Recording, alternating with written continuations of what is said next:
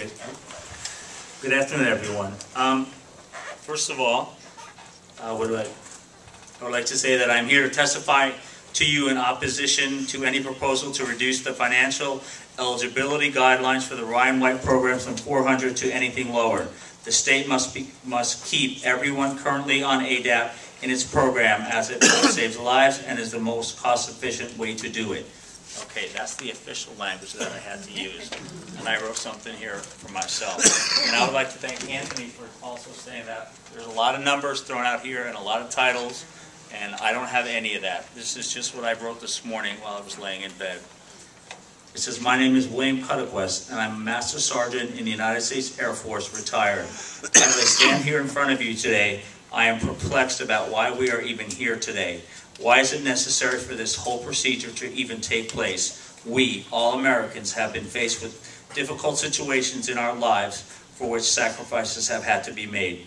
The problem that I'm having is the fact that we are not fighting for some frivolous nonsense, but for our quality of life and the basic necessities that every human being on earth should be entitled to. Basic health care, including medications, and be treated with dignity and respect that all of us are guaranteed in this country. Some people, including this panel, I assume there was going to be a panel here, may see this as just a debate on proposed cuts to the ADAP program. I personally see it as a tragedy that we are being forced to decide which is more important, human life or politicians in Tallahassee taking the time to come up with some alternative endings to this very personal struggle that so many of us have today and are faced with right now as we speak.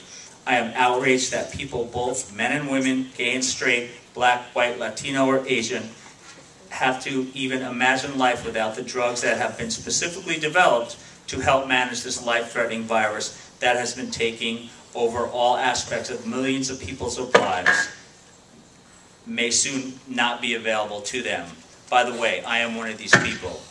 I am personally not affected by the proposed changes because I am lucky enough to have served in our armed forces. I have access to all available medical treatment and also all my life-saving drugs through the Veterans Health Administration.